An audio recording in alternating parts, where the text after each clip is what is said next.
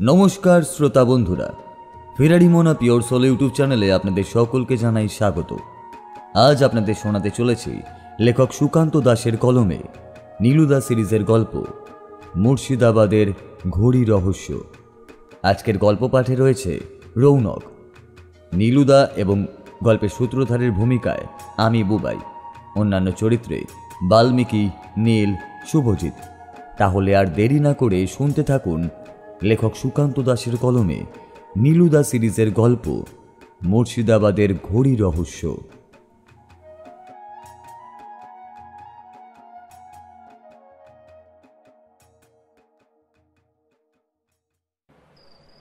এত দূর পর্যন্ত এসে খালি হাতে ফিরে যেতে হবে, সে কথা তো আমি কখনো ভাবতেই পারিনি নীলু। এতটা দূর সেই কলকাতা থেকে মুর্শিদাবাদ পর্যন্ত এসে তারপর এইভাবে খালি হাতে ফিরে যেতে হচ্ছে। আপনি এত চিন্তা করছেন কেন? আর এখনো তো গোটা ব্যাপারটা আমাদের হাতের বাইরে চলে যায়নি। তাছাড়া আমরা এখানে এসেছি মাত্র 3 দিন হয়েছে, আর এই 3 দিনের মধ্যে কিন্তু আমরা অন্তত 2 বার ঘড়িটাকে দেখতে পেয়েছি। অর্থাৎ যা হয়েছে আমাদের এখানে থাকার এই 3 দিনের মধ্যেই হয়েছে। বিশেষ করে নীলুদা কিছু একটা বলতে গিয়েও বলল না। পরি জেঠু অনেকক্ষণ ধরেই বিছানার এক পাশে চুপ করে বসে নড়াচড়া করছিল। তার মুখটা কেমন যেন হয়ে গেছে, আর হবে নাই বা কেন। আমরা প্রথম যখন এখানে এলাম তখন পরি জেঠুই তো সবচেয়ে বেশি খুশি হয়েছিল। নীলুদাও মনে মনে যে বেশ একটা উত্তেজনা বোধ করছিল সেটা আমি বুঝতে পারছিলাম। আমি তো আর এখন ছোট নই, কলেজে পড়ি, সবকিছুই আমি বুঝতে পারি। এই যে আমাদের কলকাতা থেকে মুর্শিদাবাদ পর্যন্ত গাড়িতে করে আসা, সেটা আমরা এর আগে মাত্র কয়েকবার করেছি। যদিও আমরা যেখানে এসেছি সেই জায়গাটা একটু ভেতরের দিকে। মুর্শিদাবাদের হাজারদুয়ারি কিংবা আরও যা দেখার জায়গা আছে সেখান থেকে একটু ভেতর দিকেই বলা যায়। কাছাকাছি ট্যুরিস্ট স্পট তেমন কিছুই নেই। কথা হয়েছে এখানে কাজ সেরে তারপর ফেরার সময় আমরা হাজারদুয়ারিটা দেখে যাব। তার কাছাকাছি নাকি আরো কয়েকটা দেখার জায়গা আছে, একটা মিউজিয়াম পর্যন্ত আছে নীলুদা বলেছিল। কিন্তু যে কাজে আসা সেটাই কেমন যেন এলোমেলো হয়ে গেল।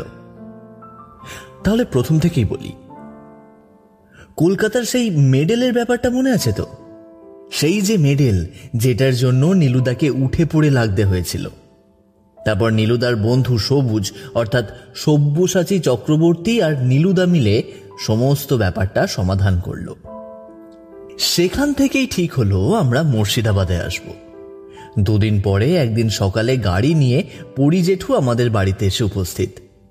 আগের দিন রাতেই নীলুদা আমায় বলেছিল, কাল খুব সকাল সকাল উঠে পড়তে হবে, যতটা তাড়াতাড়ি পারিস উঠে পড়বি, বুঝলি? সকাল সকাল বেরিয়ে পড়তে পারলে মোটামুটি পথটা 6 ঘন্টার মধ্যেই পৌঁছে যাব। মুর্শিদাবাদে এত অল্প সময়ের মধ্যে পৌঁছানো যায়? পৌঁছানো যায় রে, ঠিকঠাক রাস্তা জানলে পৌঁছানো যায়। রাস্তায় কোনো জ্যাম না হলে আমরা 5 ঘন্টার আগেই পৌঁছে যাব, ন্যাশনাল হাইওয়ে ধরে এগোতে পারলেই।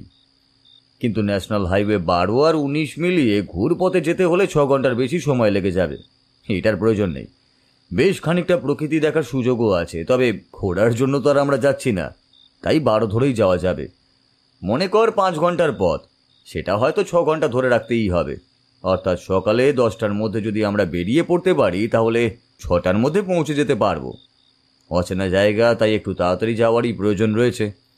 তাই আমরা চেষ্টা করব 8টার মধ্যে বেরিয়ে পড়তে, যাতে বিকেল থাকতে থাকতেই ওখানে গিয়ে পৌঁছানো যায়। সেই মতো পরি জেঠু অর্থাৎ পরীক্ষিত বন্দ্যোপাধ্যায়, যিনি একজন রিটায়ার্ড পুলিশ অফিসার, তিনি তার ড্রাইভারকে নিয়ে আমাদের বাড়িতে এসে ঢুকেছিলেন পাক্কা 9টা বাজতে 30 মিনিট আগে। তারপর আমরা তৈরি হয়ে বাক্স নিয়ে যখন গাড়িতে উঠে বসলাম তখন প্রায় 9টা বাজে। গাড়িতে উঠে পেছনে পরি জেঠুর সাথে আমি, সামনের দিকে ড্রাইভারের পাশে নীলুদা। এর আগেও এই পথে মুর্শিদাবাদ গিয়েছে, তাই পথ আর বলতে তার অসুবিধা হবে না। এখনকার সময় অনেকেই পথের জন্য মোবাইলে গুগল ম্যাপ কিংবা অন্য ম্যাপ ব্যবহার করে থাকে, তবে নীলুদার ভরসা কিন্তু সেই রোড গাড়ি। কতবার বলেছি এই সমস্ত সুবিধাগুলো ব্যবহার করার জন্য, কিন্তু নীলুদা শুনে আমায় বলে, তোদের এই ফোন এসে সমস্ত কিছুরই ক্ষতি করেছে। প্রথম ক্ষতি করেছে তোদের মস্তিষ্কের।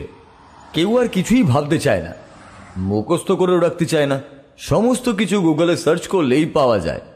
আসলে এই ফোনগুলো যেমন এখন উন্নত হয়েছে, মানুষও তত বুদ্ধিহীন হতে শুরু করেছে। কেউ এখন আর কিছুই মনে রাখে না। গুগল ম্যাপ খুললেই নাকি সব জায়গা পাওয়া যায়। তাহলে গাইডরাই বা কি করতে আছে বলতো? নীলুদার সঙ্গে তর্ক করার কোনো উপায় আমার নেই। মাঝে মাঝে মনে হয় নীলুদা মিথ্যে কথা বলে না, সত্যি কথাই বলে, কিন্তু মোবাইলের ব্যবহার আর মোবাইলের নেটওয়ার্কের উন্নতির প্রভাবটা আমরা অস্বীকার করব কি করে? সবাই তো আর নীলুদার মতো নয়। আমাদের গাড়িটা প্রায় ঘন্টাখানেক এক টানা চলল। তারপরে একপাশে একটা চায়ের দোকান দেখে গাড়ি থামানো হলো। এটা কিন্তু বেশ ভালো নীলু। দুই পথের মাঝে ঘন্টাখানেক পর পর দাঁড়িয়ে একবার করে চা খাওয়া যাবে। কোথাকার চা ঠিক কেমন চা সেটাও বোঝা যাবে। আমরা বেশ খানিকটা চলে এসেছি। হাইওয়ে হলেও আশেপাশে খুব বেশি যানজট নেই। কলকাতা থেকে বেরিয়ে পড়ার পর হাইওয়েতে যানজট খুব একটা থাকে না। হাইওয়ের দিকে যানজট হয় যত রাতের বেলায়। বড় বড় লরি, ডাম্পার এবং তেলের ট্যাঙ্কারগুলো যাতায়াত করে বলেই। চায়ের দোকানে 4 কাপ চায়ের অর্ডার দেওয়া হয়েছিল। ড্রাইভার তার চা নিয়ে একপাশে সরে গেছে।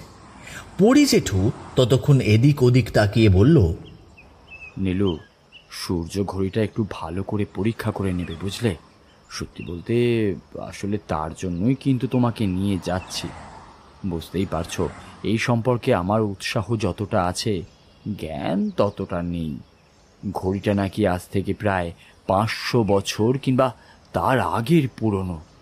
যদিও ঘড়িটার পেছনের দিকটা রিপেয়ার করার জন্য কিছু নতুন যন্ত্র লাগানো হয়েছে, তবুও সূর্য ঘড়ি বলে কথা। হ্যাঁ, কিন্তু এই ঘড়িটা একটু অন্যরকম। এখন আর কিছু বলছি না, ওখানে গিয়ে তারপর না হয় সমস্ত কিছু দেখা যাবে। এই চাটা কিন্তু খুব একটা ভালো নয়, তাই না? এদিকের বেশিরভাগ দোকানে চা এমনই হয়। তাই স্বাদের জন্য এখানকার লোকেরা চা খায় না, চায়ের জন্যই চা খায়। যদিও আমরা এখানে 4টে দোকানের চা খাই, তার মধ্যে দেখবেন একটা দোকানের চাই ভালো হবে। এরপর প্রায় ঘন্টা দুয়েক পরে এক জায়গায় থেমে দুপুরের খাবার খাওয়া হলো। আমরা 9টায় বেরিয়েছিলাম এখানে। পৌঁছাতে পৌঁছাতে প্রায় 12টা বেজে গেল। একটা ছোটোখাটো হোটেলে ঢুকে আমরা দুপুরের খাবার খেয়ে নিই। ডাল, মাছ আর সবশেষে চাটনি পর্যন্ত খেলাম। খাওয়া দাওয়া সেরে নিয়ে নীলুদা পাশের দোকান থেকে একটা সিগারেট কিনে হোটেলের পেছন দিকে গিয়ে ধরালো। আমি দেখেছি নীলুদা কখনোই পরি জেঠুর সামনে সিগারেট খায় না, অথচ পরি জেঠু নিজেও জানেন নীলুদা সিগারেট খায়, তাই এই সময়টা কাছাকাছি যায় না। নীলুদা সিগারেট শেষ করে গাড়িতে এসে বসতেই আবার রওনা দিলাম আমরা। প্রায় একটু পরেই আমরা পৌঁছে গেলাম যেখানে যাওয়ার কথা ছিল। এর মাঝে পরি জেঠু একবার মোবাইলে যে ভদ্রলোকের বাড়িতে আমরা যাচ্ছি তার সঙ্গে কথা বলে নিলেন। তারপর ওদের একজন আমাদের এগিয়ে নিয়ে যাওয়ার জন্য বড় রাস্তার একপাশে থাকবে বলে কথা হলো। বড় রাস্তার পাশ থেকে যাকে তোলা হলো তার নাম অমৃত রায়। উনি জেঠুর সঙ্গে যার কথা হয়েছে তার ভাই। তিনি গাড়িতে উঠেই পরি জেঠুর পাশে বসলেন। এই কথা ও কথা বলতে বলতে ভেতরের দিকে পথ দেখিয়ে আমাদের গাড়িটা এসে থামলো একটা দোতলা বাড়ির কাছে।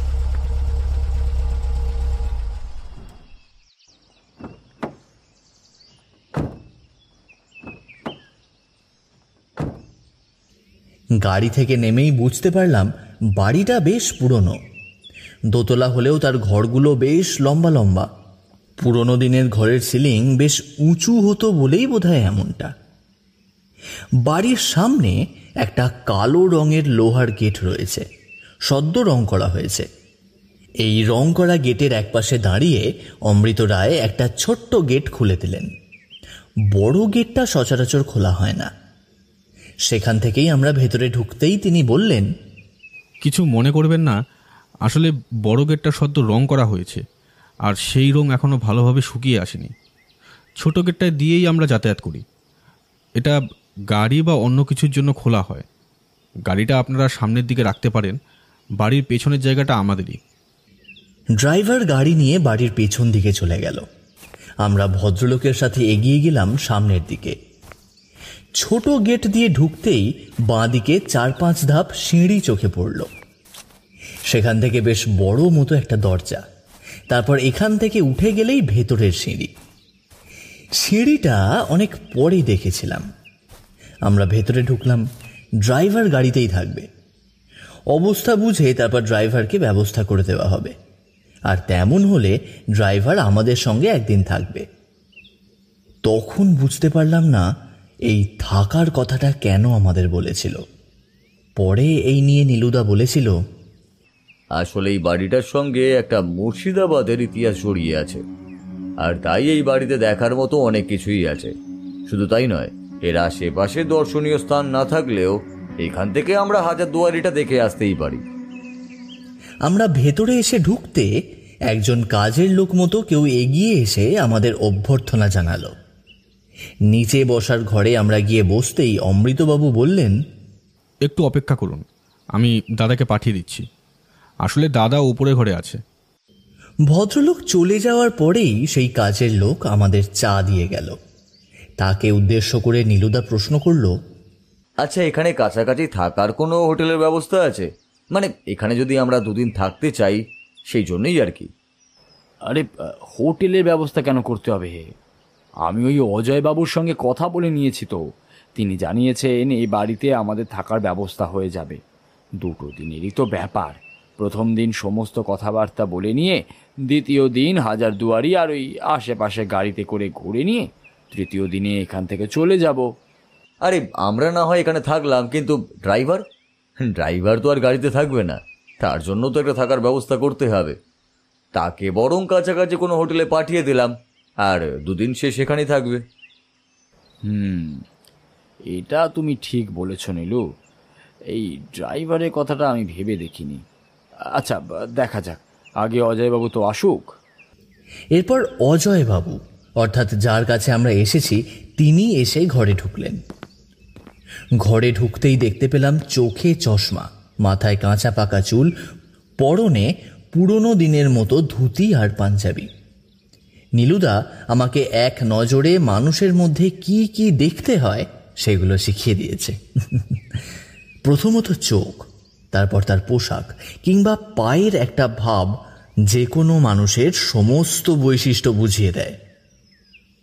অবাক হয়ে দেখতে পেলাম ভদ্রলোক এই বসার ঘরের মধ্যেও জুতো পরে আছে। আমরা ঘরে ঢোকার সময় বাইরের একপাশে জুতো খুলে রেখে এসেছি। যদিও এটা ঘরে পরার জুতো, তবুও কেমন যেন মনটা খচখচ করল। ভদ্রলোকের শৌখিন স্বভাব, তাছাড়া তার চুলের বাহার এবং গা থেকে ভেসে আসা একটা হালকা সেন্টের গন্ধ তার পরিচয় দেয়। আপনাদের বড় কষ্ট হলো। আমি যদি পারতাম তাহলে নিজেই কলকাতায় যেতাম, কিন্তু বুঝতেই তো পারছেন এখানে আমাদের ব্যবসা, তারপরে বাকি সমস্ত কিছু ছেড়ে। আপনাদের এখানে কোনো অসুবিধা হবে না। বিকাল তো প্রায় হয়ে এসেছে, আজ আর কোথাও যাওয়ার দরকার নেই। আজ এখানেই বিশ্রাম করুন, কথাবার্তা বলি, রাতটা কাটিয়ে নিয়ে কাল সকালে না হয় একবার ওই ঘড়িটা দেখাবো আপনাদেরকে। আচ্ছা, আপনারা 2 দিন আছেন তো এখানে? 2 দিন তো আছি, তবে তৃতীয় দিন আমরা থাকতে পারবো না। আমাদের বেরিয়ে পড়তেই হবে। আসলে কলকাতাতে আমার একটা কাজ রয়েছে। তাছাড়া এই সঙ্গে করে যাকে নিয়ে এসেছি তিনিও ব্যস্ত মানুষ। কলকাতার স্বনামধন্য প্রাইভেট গোয়েন্দা নীলদল চক্রবর্তীর নাম শুনেছেন নিশ্চয়ই। ইনিই হচ্ছেন সেই চক্রবর্তী। এই কথায় অজয়বাবু একটু অবাক হয়ে নীলুদার দিকে তাকালেন। যেন মনে হলো তার মুখের হাসিটা এক মুহূর্তের জন্য মিলিয়ে গিয়ে আবার উঠে এলো। তিনি নমস্কার করে বললেন, ও আচ্ছা আচ্ছা, আপনি সেই স্বনামধন্য গোয়েন্দা। পরীক্ষিত বাবুর সঙ্গে যখন আমার কথা হয়েছিল তখনই তিনি আপনার কথা বলেছিলেন। তবে আপনি যে সত্যি সত্যিই আসবেন সেটা ভাবতেও পারিনি। আরে এই বুঝি আপনার সেই খুদে গোয়েন্দা সজল? আমাকে খুদে বললে এখন আমার আর বেশি রাগ হয় না, তবে আগে হতো। নীলুদা সামান্য হাসল, তারপর বলল, সজল এখন আর খুঁদে নেই। যখন আমি এই কাজ শুরু করেছিলাম তখন ছিল, তবে এখন কিন্তু সে কলেজে পড়ে, অর্থাৎ তাকে যুবকের মধ্যেই ধরা যায়। আপনার বাড়িটাও বেশ পুরনো বলেই মনে হলো, যদিও এখানে ওখানে রিপেয়ারিংয়ের কাজ হয়েছে। আচ্ছা, এই বাড়িটার বয়স কত হবে? এইভাবে ঘরে বসে বাড়ির কথা নাই বা বললাম। আপনাদের চা খাওয়া হয়েছে তো? আসুন, আপনাদের বাড়ির চারপাশটা বরং একটু ঘুরে দেখাই, তারপর কাল না হয় বাকি জিনিসগুলো দেখবেন।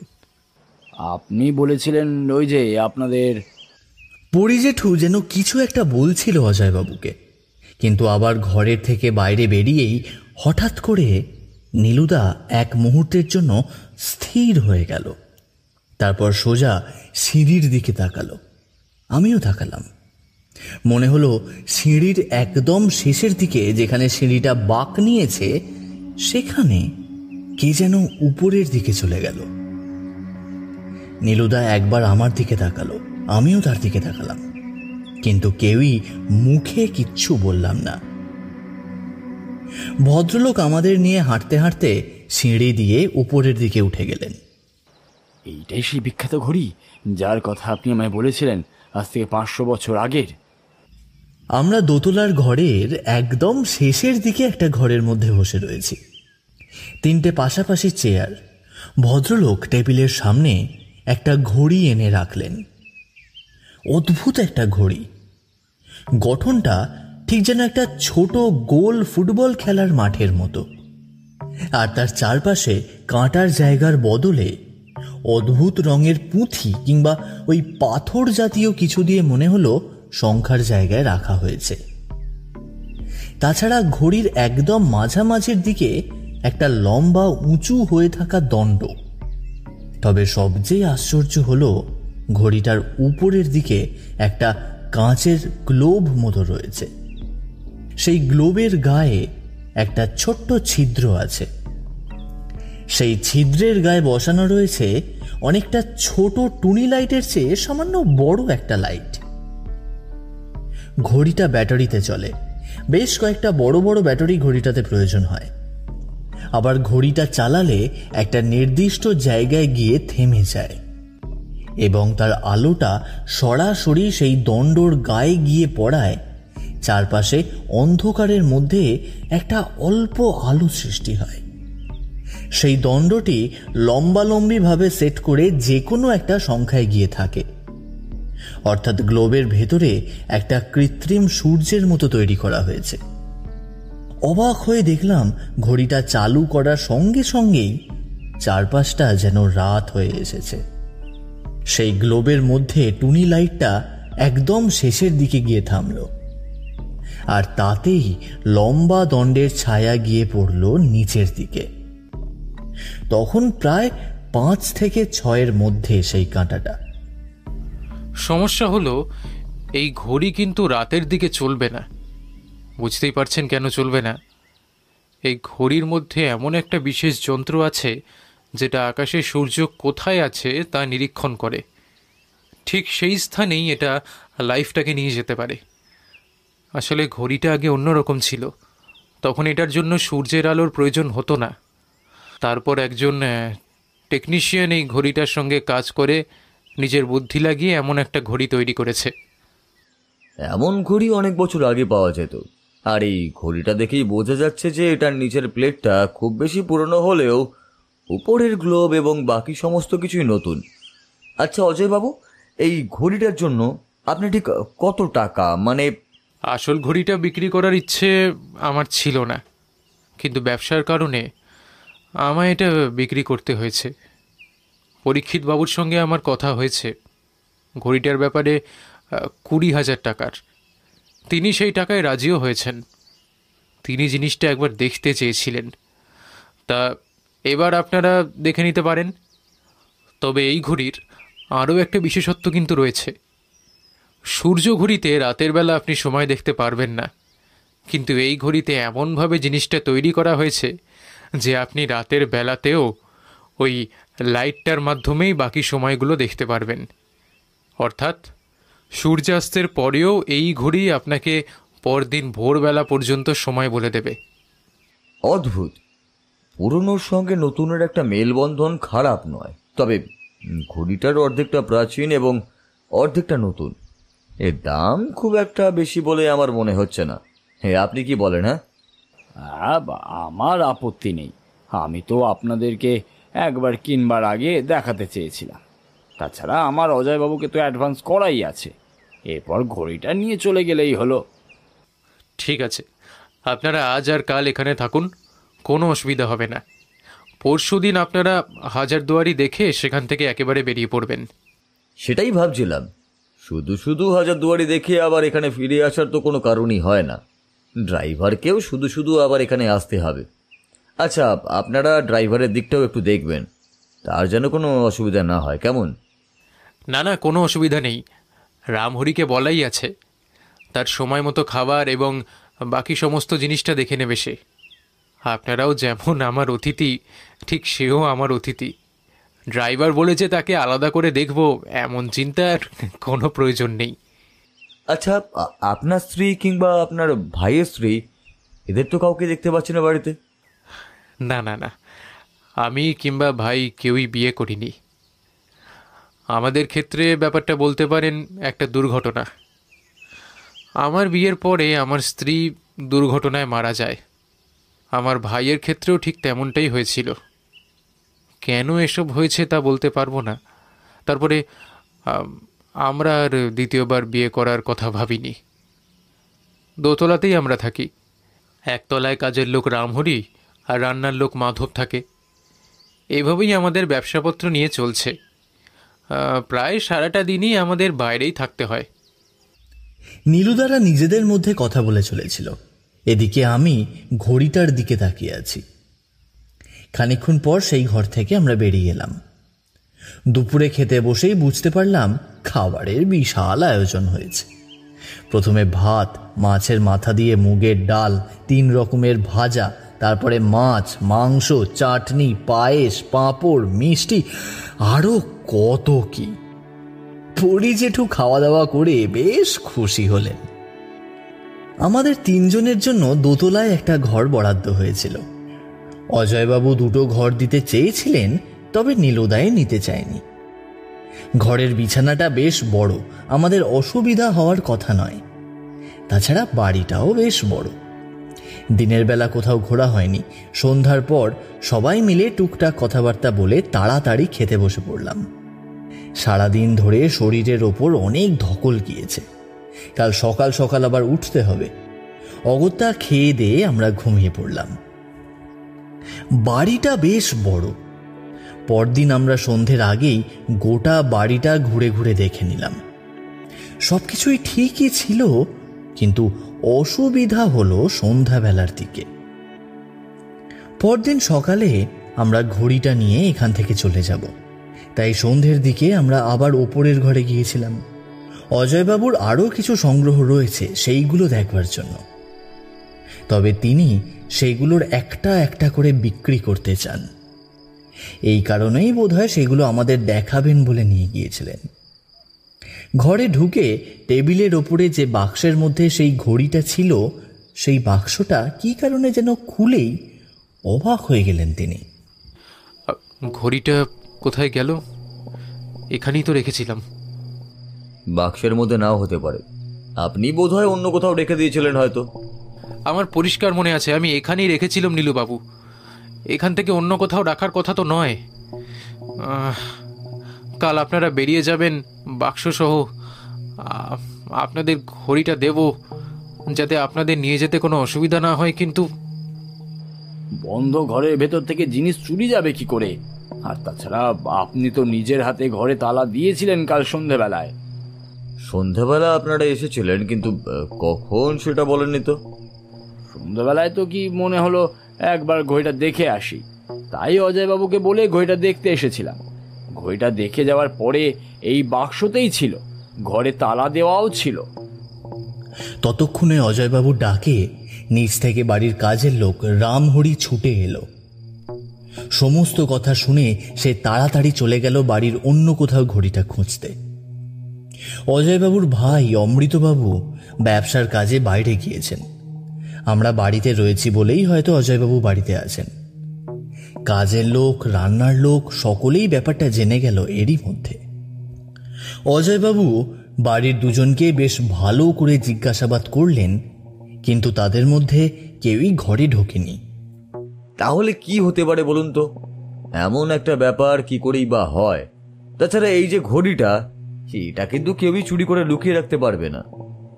সেটাই তো আমিও ভাবছি নীলুবাবু। তাছাড়া আজ সকালেই তো ভাই বেরিয়ে পড়লো, ভাইয়ের ফিরতে ফিরতে এখনো 2 দিন সময় লেগে যাবে।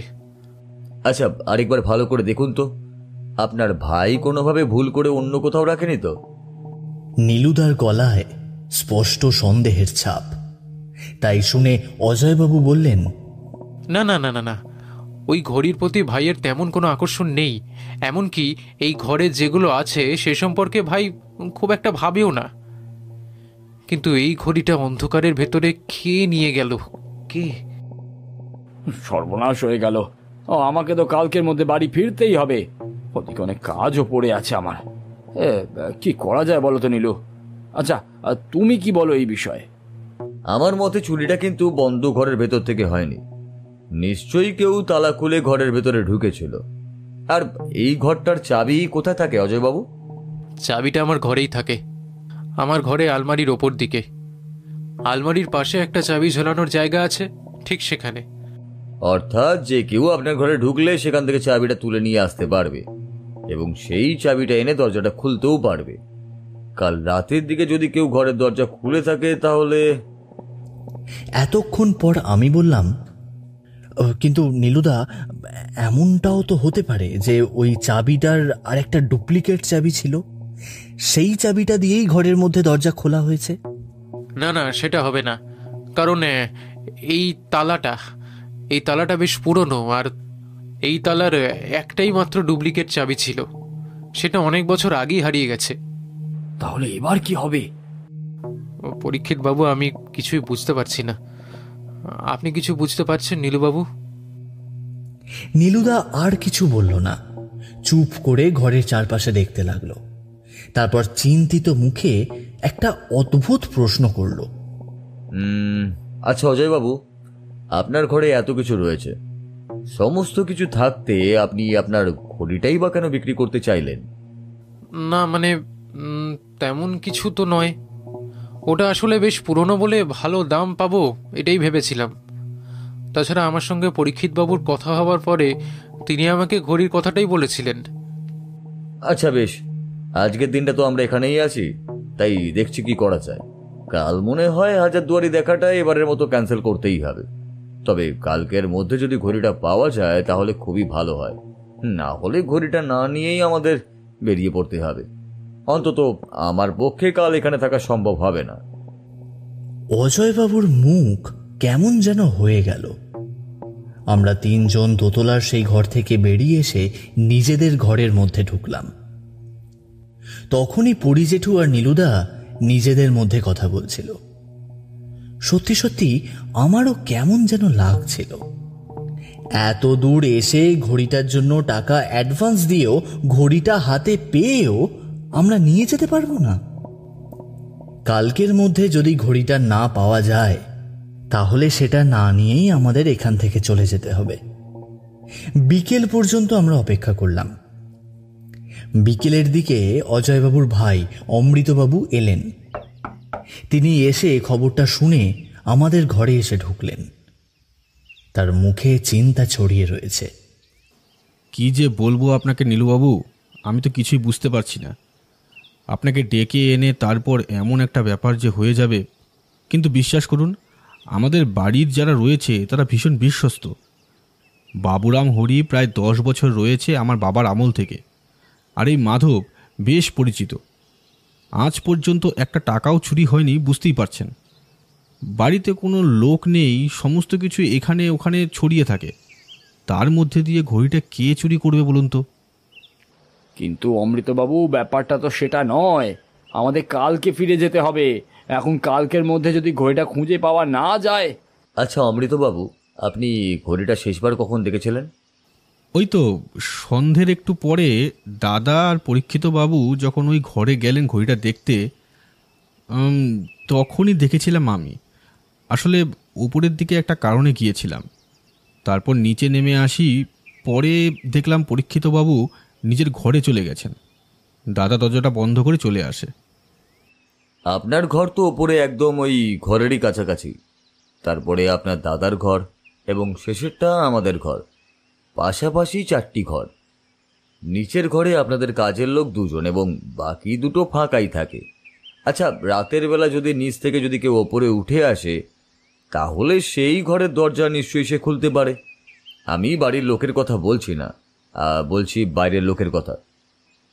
সম্ভাবনা যে নেই তা বলবো না, কিন্তু তার জন্য তো বাইরের দরজাটা খুলতে হবে।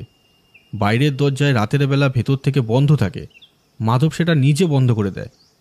তারপর তো ভোরবেলা তারা নিজেরা উঠেই দরজা খোলে, তার আগে বাইরে থেকে কেউ আসতে পারে না।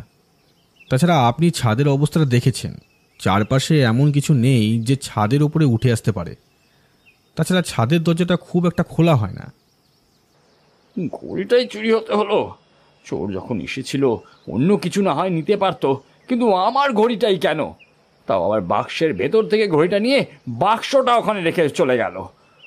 অপরাধী বাক্সটা নিয়ে যায়নি, তার কারণ হলো বাক্সটা বেশ ভারী। কাঠের বাক্স হলেও ভারী আছে। তাছাড়া অত বড় বাক্সটা নিয়ে গিয়ে রাখার জায়গা নিয়েও সমস্যা হতে পারে। অর্থাৎ অপরাধী আমাদের চেনা কেউই, যে কাঠের বাক্সটা সরাতে চায়নি, যাতে খুব সহজে আমাদের চোখে ব্যাপারটা না পড়ে, অন্তত সকালে কিংবা দুপুরের আগে পর্যন্ত। আচ্ছা, আপনি সকালে কখন বেরিয়েছিলেন বাড়ি থেকে? অমৃতবাবু কিছু একটা বলতে গিয়েও চুপ করলেন। তারপর নীলুদার দিকে তাকিয়ে বললেন, আপনার কি মনে হচ্ছে ঘড়িটা আমি সরিয়েছি নীলুবাবু? দেখুন, আপনি গোয়েন্দা তা আমি জানি, ব্যাপারটা স্বাভাবিক, কিন্তু আমার ওই ঘড়িটা সরিয়ে কি লাভ হবে বলুন তো? দাদার ওই সমস্ত জিনিসপত্রে আমার কখনোই কোনো আগ্রহ ছিল না।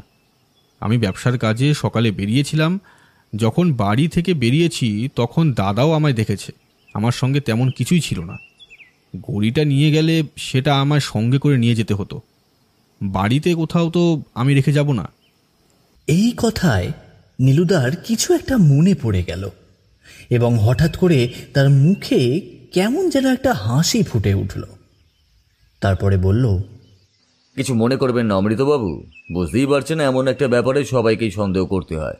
আমি এ বাড়ির সবাইকেই সন্দেহ করছি। আমরা যদি এ বাড়িতে আগে আসতাম, কিংবা আমাদের মধ্যে পরীক্ষিত বাবু কিংবা অন্য কেউ এ বাড়িতে আগে আসতো, তাহলে আপনাদের সম্পর্কে আরও বেশি করে ভালো জানতে পারতাম। কিন্তু আপনারা সকলেই আমাদের কাছে অচেনা, তাই কার কি মোটিভ থাকতে পারে সেটা তো আমি আর জানি না।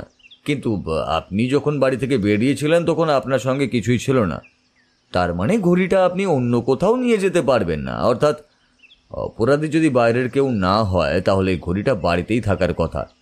আচ্ছা, এই যে কাজের লোক মাধব, যে দরজা বন্ধ করে আর খোলে, তার সঙ্গে কি একবার কথা বলা যাবে? অমৃতবাবু বেরিয়ে গিয়ে মাধবকে পাঠিয়ে দিলেন আমাদের ঘরে।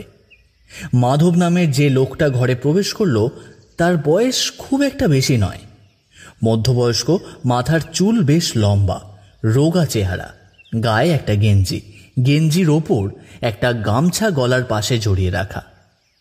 আমাদের ঘরে এসে এসে নমস্কার করে দাঁড়ালো। নীলুদা বলল, তোমার নাম মাধব?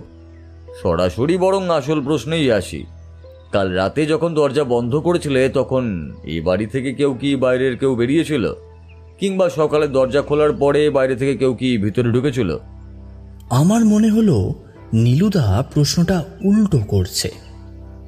দরজা বন্ধ হওয়ার আগে কেউ বাইরে থেকে ভেতরে ঢুকেছে কি না এবং খোলার পর কেউ ভেতর থেকে বাইরে গেছে কি না সেটা জানা প্রয়োজন। মাধবও বোধহয় তেমনটাই আন্দাজ করে বলল, আপনার বোধহয় কোথাও ভুল হচ্ছে বারবার।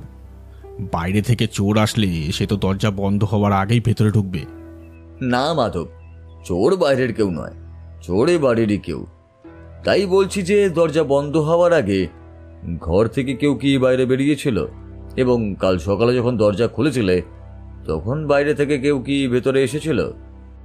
না, তেমন তো কেউ আসেনি বাবু, কিন্তু সে আবার সকাল সকাল বাইরে বেরিয়েছিল। আর তো কারোর কথা মনে হয়নি। যখন ছোট দাদাবাবু কাল সন্ধ্যের দিকে বাইরে থেকে ভেতরে এসেছিল, তখন তার হাতে কিছু ছিল? একটা একটা ব্যাগ ছিল। ব্যাগের মধ্যে কিছু ছিল কিনা আমি জানি না। সকালে যখন ঘর থেকে বাইরে বেরিয়ে গেছে তখন কিন্তু তার কাছে কিছু ছিল না। আচ্ছা বেশ, এতেই হবে। তুমি বরং এখন আসতে পারো। মাধব চলে যাওয়ার পর পরি জেঠু নীলুদার দিকে তাকিয়ে বলল, এই ব্যাপারটা কি হলো বলো তো নীলু, আমি তো কিছুই বুঝতে পারলাম না। তুমি কি কিছু বুঝতে পেরেছো? আপনার ঘড়ি এই বাড়িতেই আছে, কিন্তু কোথায় আছে সেটা এই মুহূর্তে আমি বলতে পারছি না। তবে অমৃতবাবু আর অজয়বাবু এই দুজনের ঘরের মধ্যেই কোথাও একটা আছে। বাকি কোথাও সেগুলো থাকার সম্ভাবনা নেই। কাল রাতে অমৃতবাবু ঘরে আসার সময় একটা ব্যাগ নিয়ে এসেছিল। সেই ব্যাগের রংটা কি তোর মনে আছে? সেই ব্যাগটা খুঁজে বার করলেই হয়ে যাবে। অমৃতবাবু চুরি করেনি, আসলে ওই ঘড়িটা চুরিই হয়নি।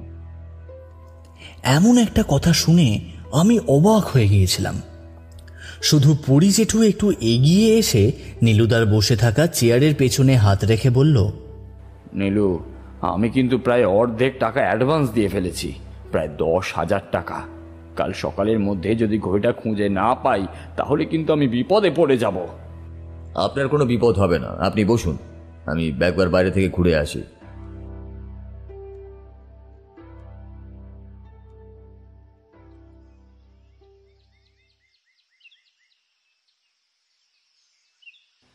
পরদিন সকালে আমি, নীলুদা, পরি জেঠু, অজয়বাবু, অমৃতবাবু এবং বাড়ির বাকি দুজন নিচের বসার ঘরে এক জায়গায় হয়েছি। একটু পরেই অজয়বাবু বলে উঠলেন, নীলুবাবু, আমাদের এখানে একসাথে জড়ো করার মানেটা কি? কাল সন্ধ্যাবেলা আপনার বাড়ি থেকে আপনার ওই ঘরের টেবিলের ওপর বাক্সের মধ্যে থেকে আপনার ঘড়িটা নিরুদ্দেশ হয়েছিল, সেটাই খুঁজে পাওয়া যাচ্ছে না। আমার মনে হয় সেই ঘড়িটা এই বাড়িতেই কোথাও রয়েছে। সে কি কথা? ঘড়িটা এই বাড়িতে আছে অথচ আমরা জানি না? আমি কিংবা আমার ভাই তো সেই ব্যাপারে কোনো খোঁজ করতে পারিনি। তাছাড়া বাড়ির কেউ এই ব্যাপারে কিছু জানে কিনা আমি বলতে পারবো না। আমি বলতে পারবো। প্রথমেই বলি, ঘরের দরজায় তালার চাবি দিয়ে দরজাটা খোলা হয়েছিল। সেই দরজায় অন্য কিছু প্রয়োগ হয়নি, তালাটা ভাঙার চেষ্টাও করা হয়নি। অর্থাৎ যে তালা খুলেছে তার কাছে আসল চাবিটাই ছিল, আর আসল চাবিটা ছিল আপনার ঘরে, আপনার বিছানার পাশের আলমারির একদম উপরের দিকে। অর্থাৎ সেখান থেকে আপনি বা আপনার লোকেরা ছাড়া চাবিটা কেউই আনতে পারবে না। আর দ্বিতীয়ত, চোর কিন্তু সেই ঘরে ঢুকে একমাত্র সেই ঘড়িটাই চুরি করেছে। অথচ এমন একটা ঘড়ি সে সহজে বাইরে বিক্রিও করতে পারবে না। চোর যদি পেছনের মূর্তি কিংবা অন্য কিছু একটা চুরি করত তাহলে নয় ভাবা যেত যে সেটা বাইরে বেশি দামে বিক্রি করতে পারবে, কিন্তু এমন একটা ঘড়ি কারোর পছন্দ না হলে সে দাম দিয়ে কিনবে না চোরের কাছে, সেটা বিক্রি করাও কঠিন হয়ে যাবে। যে জিনিসটা চুরি করেছে সে জিনিসটা বিক্রি করার জন্য চুরি করেনি, সে অন্য কোনো কারণে চুরি করেছে। কিন্তু এটা কি নীলুবাবু? আমি তো কিছুই বুঝতে পারছি না। আপনি বলছেন আপনি জানেন ঘড়িটা কোথায় আছে, তাহলে সেটা বার করে দিন। আপনারা এখানে একটু বসুন। মাধব, তুমি আমার সঙ্গে এসো। আপনারা 10 মিনিট এখানে বসুন, আমি ঘড়িটা বার করে আনছি। আমরা বসে রইলাম আর মনে মনে ভাবছিলাম নীলুদা কি বলছে। ঘড়িটা কি এই বাড়িতেই আছে, কিন্তু কোথায়? তাহলে কে ঘড়িটাকে চুরি করেছে? পরি জেঠুর মুখের দিকে তাকিয়ে দেখলাম সে যেন কিছুই বিশ্বাস করতে পারছে না। অমৃতবাবু আর অজয়বাবুর মুখ দেখে কিছুই বোঝা সম্ভব নয়। শুধু কাজের লোক রামহরি একবার বাইরের দিকে পা বাড়াতে যেতেই অজয়বাবু বলে উঠলেন, রামহরি কাকা, তুমি এখানে থাকো, তুমি আবার কোথায় যাচ্ছ? রামহরি আর বাইরে বেরোলো না, ঘরের মধ্যেই একপাশে চুপ করে দাঁড়িয়ে রইল। একটু পরেই নীলুদা আর ওই মাধব নামের রান্নার লোকটি ঘরে এসে ঢুকল। মাধবের হাতে একটা কাপড়ের ব্যাগ, আর সেই ব্যাগের ভেতরে যে কিছু একটা আছে তা বুঝতে পারলাম। সে 2 হাতে সেটা ঝুলিয়ে নিয়ে এসেছে। দেখলাম অজয়বাবু আর অমৃতবাবুর মধ্যে কেমন যেন একটা চাঞ্চল্য শুরু হলো। অদ্ভুতভাবে নীলুদার মুখে একটা হাসি ফুটে উঠল। সে কিছু না বলে চুপ করে গেল। আর রহস্য ভালো লাগছে না নীলু, সত্যি সত্যি কি হয়েছে সেটা বলো, তাহলেই তো হয়ে যায়। অজয়বাবু, সত্যি সত্যি কি হয়েছে সেটা আমি বলবো না আপনারাই বলবেন? আমার মনে হয় আপনারা বললেই খুব ভালো হয়। তাছাড়া চুরি যে হয়নি সেটা তো আপনারা ছাড়া আর কেউই জানতো না, তাই আপনাদের মুখ থেকে শুনতে খারাপ লাগবে না। এবার অজয়বাবু আর অমৃতবাবু একসাথে হেসে উঠলেন। তার সাথে সাথে সেই হাসিতে যোগ দিল মাধব এবং সেই রামহরি নামের লোকটি। একটু পরে হাসি থামিয়ে অমৃতবাবু বললেন, সত্যি বলছি নীলুবাবু, আপনার বুদ্ধির তারিফ করতে হয়। আপনাদের সঙ্গে একটু মজা করেছিলাম, দেখতে চেয়েছিলাম এই একটা দিনের মধ্যে আপনি ঘড়িটা খুঁজে বার করতে পারেন নাকি। তাছাড়া ঘড়িটা খুব ভালোভাবে যে লুকিয়ে রেখেছিলাম সেটাও তো নয়। তবে আপনাকে ঘোল খাওয়ানোর জন্য ছোট ছোট কয়েকটা কাজ করা হয়েছিল, যেমন ঘড়িটা চুরি করা হয়েছিল অনেক রাত্রের দিকে। আমি শব্দ পেয়েছিলাম অমৃতবাবু, আমি বুঝতে পেরেছিলাম আমাদের ঘরের সামনে দিয়ে কেউ যেন দুবার যাতায়াত করেছিল। আপনার দরজার সামনে দিয়ে একবার ওদিকে যাওয়া এবং আসা হয়েছিল, যাতে আপনার মনে হয় যে কিছু একটা যাতায়াত করছে। কারণ রাতের দিকে আপনি কারোর সঙ্গে মোবাইলে কথা বলছিলেন, আমি বুঝতে পেরেছিলাম। আপনার গলার আওয়াজ শুনেই আমরা সেই সময় কাজটা করেছি। কিন্তু কেন এমন একটা কাজ আপনারা করতে গেলেনই বা কেন? স্বনামধন্য গোয়েন্দা নীলু চক্রবর্তী আমাদের বাড়িতে রয়েছে, অথচ তার একটা কাজ আমরা দেখব না, তাই কি কখনো হয়? তাই আমরা কাজটা করেছিলাম। আজ সকালে ভাইয়ের কোথাও যাওয়ার কথা ছিল না, সে ইচ্ছে করেই ঘর থেকে বেরিয়েছিল, অথচ তার হাতে কিচ্ছু ছিল না।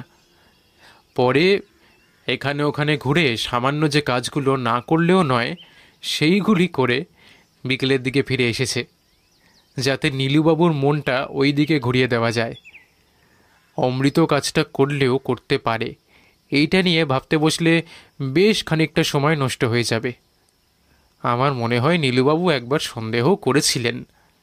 প্রথমত অমৃতবাবুর জিনিসটা বাড়ি থেকে সরানোর সবচেয়ে বেশি সুযোগ ছিল, বিশেষ করে কাল সন্ধ্যাবেলা। এটা সাথে করে নিয়ে আসা পরিকল্পনার একটা অংশ ছিল। কাল বিকেলের দিকে দাদা বলল, কাল তো পরীক্ষিতবাবু আর নীলুবাবু চলেই যাবে, তো যাওয়ার আগে একবার তাদের সঙ্গে একটু মশকরা করি। আসলে দাদার এমনই স্বভাব, মজা করা। তাছাড়া আপনার মতো একজন গোয়েন্দা রয়েছে, তার বুদ্ধির একটু পরীক্ষা করতে চাইল। তখনই আমি বললাম, বিকেলের দিকে বেরিয়ে সন্ধ্যাবেলা ব্যাগটা নিয়ে আসব। জিজ্ঞাসাবাদ করতে গিয়ে নিচে মাধবদা কিংবা রামহরি কাকার কাছ থেকে ব্যাগের কথা আপনি জানতে পারবেন, তবে আপনার সন্দেহটা আমার উপরে আসবে। অথচ দাদা যেহেতু বাড়িতেই আছে, তাই দাদার ওপর সন্দেহ যাবে না। দাদাকে বলেছিলাম ওই ঘড়ির সঙ্গে একটা পেছনের মূর্তিকে সরিয়ে ফেলতে, তাহলে আপনার সন্দেহটা আরো শক্ত হতো। সেটা হলেও তাহলে হয়তো কেসটা সমাধান করতে একটু সময় লাগতো। আমি প্রথমে বুঝতে পেরেছিলাম যে এটা কোনো সাধারণ চোরের কাজ নয়। তারপরে বুঝতে পারলাম যখন আপনার দাদার ঘরে ওই চাবি রাখার জায়গাটা দেখতে গেলাম। সঙ্গে করে চাবি রাখার জায়গাটা দেখতে গিয়ে দেখলাম মাধব বারবার আলমারির পেছনের দিকে দেখছে, কিন্তু আলমারির পেছনে কি আছে আমি তার দিকে তাকাতেই সে মুখ ঘুরিয়ে নিল। মাধবকে একটু বাইরে দাঁড়াতে বলে আমি আলমারির পেছনে ব্যাগটা দেখতে পেলাম। মাধবের কাছেই শুনেছিলাম আপনি হাতে করে নিয়ে এসেছিলেন সেই ব্যাগটা, তাই 2 2 4 হয়ে গেল। মাধবদা, তোমার জন্য কিন্তু ধরা পড়ে গেলাম, না হলে বাড়ির সমস্ত জায়গা খুঁজলেও আলমারির পেছনে খোঁজার কথা নীলুবাবুর মনেও হতো না। অন্তত 24 ঘন্টার মধ্যে এই কাজটা তো আর মনেই হতো না। মাধব নামের লোকটা সামান্য হেসে একবার মাথায় হাত দিল, কিন্তু কিছু বলল না। ততক্ষণে ঘড়িটা বার করে সামনে টেবিলের উপর রাখা হয়েছে। আমাদের যাওয়ার সময়ের 1 ঘন্টা আগে ড্রাইভারকে গাড়ি তৈরি করতে বলা হয়েছে। আমি একবার গিয়ে দেখলাম ড্রাইভার গাড়ি মোছামুছি করে তেল জল সবকিছু ঠিক আছে কিনা দেখে নিচ্ছে। রামহরি নামের লোকটা উপর থেকে সেই বাক্সটা নিয়ে এলো। বাক্সের মধ্যে ঘড়িটা ভরে দেওয়া হলো। আমি একবার উঠে গিয়ে ঘড়িটার সামনে দাঁড়ালাম। আমার আরও প্রথমে সন্দেহ হওয়া উচিত ছিল যখন ঘরের দরজাটার মধ্যে কোনো রকম কিছু দেখতে পাইনি। চাবি দিয়ে খোলা হয়েছে, অথচ পুরনো তালা আর চাবিটা খুঁজতে গিয়ে দেখছিলাম সেখানে একটাই চাবি আছে। অর্থাৎ এ বাড়ির কেউ না হলে এ বাড়িতে যাদের কাছে চাবি রয়েছে তারাই কাজটা করেছে, এটা বোঝা হয়তো আমার আগেই উচিত ছিল। সে যাই হোক, শেষ ভালো যার সব ভালো তার। তাহলে এখন আমরা উঠে পড়ি। আশা করি আপনার বাকি টাকাটা আপনি পেয়ে গেছেন। যে টাকাটা বাকি ছিল, এই যে আমি চেক লিখে দিলাম, আর অসুবিধা হবে না। অজয়বাবু অমৃতবাবু দুজনে গাড়ি পর্যন্ত এলেন। আমাদের গাড়ির পেছনের দিকে সিটের পেছনে বাক্সটা তুলে দিয়ে আমরা গাড়িতে উঠে বসলাম। অজয়বাবু নমস্কার করে বললেন, আজ যখন চলে যাচ্ছেন তাহলে একবার হাজারদুয়ারিটা দেখে যান। বেশিক্ষণ সময় লাগবে না, ঘুরে যান। তারপর সেখান থেকে দুপুরের দিকে রওনা হলেও সন্ধ্যের মধ্যে বাড়ি পৌঁছে যাবেন। কলকাতার দিকে সমস্যা হবে বলে মনে হয় না। ভেবেছি, তাই সকাল সকাল ঘড়িটা খুঁজে বার করে দিলাম। না হলে তো একটু দেরি করতেই পারতাম। তবে প্রয়োজন হলে কিন্তু আমি আবারও আসবো। আপনার কাছে অনেক দেখার মতো জিনিস আছে, আর যদি কখনো সত্যি সমস্যায় পড়েন তাহলে। এই কথায় ভদ্রলোকের মুখটা কেমন যেন হয়ে গেল। বললেন, পরীক্ষিত বাবুর কাছে আপনার সমস্ত ঠিকানা পেয়ে যাব, তার সঙ্গে যোগাযোগ করে নেব। আশা করছি মাস কয়েকের মধ্যে আপনার সঙ্গে একবার যোগাযোগ করতে হবে। আজকে যে নাটকটা, সেটা সেই কারণেই খানিকটা। অজয়বাবু, যে কোনো সময় প্রয়োজন হলে আমাকে জানাবেন। তবে এখন চলি, নমস্কার। আমরা বিদায় নিলাম। আমাদের গাড়ি অজয়বাবুর বাড়ির সামনে থেকে বেরিয়ে এগোতে লাগলো মুর্শিদাবাদের হাজারদুয়ারির দিকে।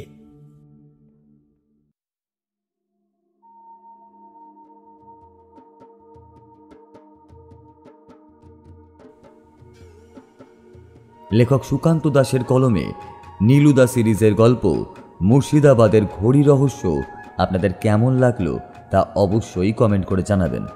ভালো লাগলে লাইক ও শেয়ার করে দেবেন। এবং হ্যাঁ, চ্যানেলে যদি নতুন হয়ে থাকেন তাহলে চ্যানেলটিকে সাবস্ক্রাইব করতে ভুলবেন না। আর পাশে থাকা বেল আইকনটা অবশ্যই প্রেস করে রাখবেন, তাহলে সর্বপ্রথম নোটিফিকেশন আপনার কাছে গিয়ে হাজির হয়ে যাবে। আজকের গল্প পাঠে ছিল রৌনক, অন্যান্য চরিত্রে বাল্মীকি, নীল, শুভজিৎ এবং গল্পের সূত্রধার ও নীলুদার চরিত্রে আমি বোবাই। এছাড়াও শব্দগ্রহণ ও আবহে শুভজিৎ, প্রচ্ছদ অলঙ্করণে বুবাই সাহা, পরিচালনায় মৌমিতা সাহা। তাহলে কেমন লাগলো সেটা কিন্তু জানাতে ভুলবেন না। দেখা হবে আগামী সপ্তাহে নতুন কোনো গল্প নিয়ে। ততক্ষণ সুস্থ থাকবেন এবং অবশ্যই গল্পে থাকবেন।